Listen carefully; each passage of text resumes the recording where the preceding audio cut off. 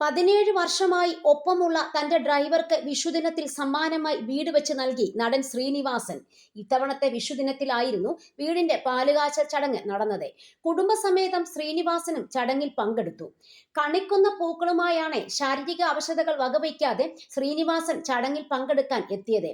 ശ്രീനിവാസന്റെ ഭാര്യ വിമല പാൽ കാച്ചി അതിനുശേഷം എല്ലാവർക്കും വിഷു കൈനീട്ടം നൽകുകയും ചെയ്തു. എല്ലാ സന്തോഷവും സമാധാനവും ഐശ്വര്യവും ഉണ്ടാകട്ടെ എന്ന് ആശംസിച്ചുകൊണ്ടാണ് വിമല ചടങ്ങുകൾക്ക് നേതൃത്വം കൊടുത്തത്.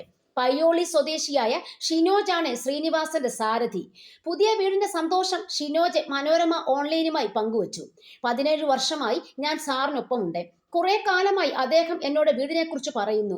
ഞാൻ വേണ്ടെന്നാണ് എപ്പോഴും പറയാറുള്ളത്. ഒടുവിൽ വിനീതേട്ടൻ പറഞ്ഞു, അച്ഛൻ സന്തോഷമായി ഒരു കാര്യം ചെയ്തു തരുന്നതല്ലേ, വേണ്ടെന്ന് പറയരുത് എന്ന്. അങ്ങനെയാണ് വീട് വെക്കാനുള്ള കാര്യങ്ങൾ തുടങ്ങിയത്. എന്നോട് ഇഷ്ടമുള്ള സ്ഥലം കണ്ടെത്താൻ പറഞ്ഞു. അങ്ങനെ കണ്ടെത്തിയ സ്ഥലത്താണ് ഇപ്പോൾ വീട് വെച്ചതെന്നും ഷിനോജ് പറഞ്ഞു.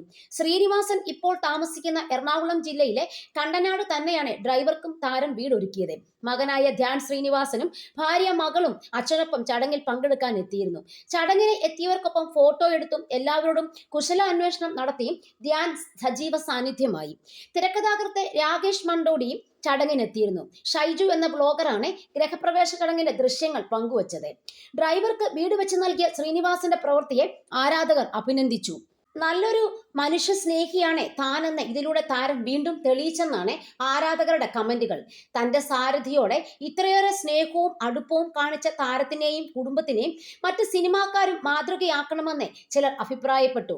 അച്ഛനും അമ്മയ്ക്കുമൊപ്പം കരുതലോടെ ഓടി നടക്കുന്ന ധ്യാൻ ശ്രീനിവാസനെ ആരാധകർ അഭിനന്ദിച്ചു. ശ്രീനിവാസന്റെ കുടുംബത്തിന് എല്ലാ നന്മകളും ഉണ്ടാകട്ടെ എന്ന് ആരാധകർ കുറിച്ചു.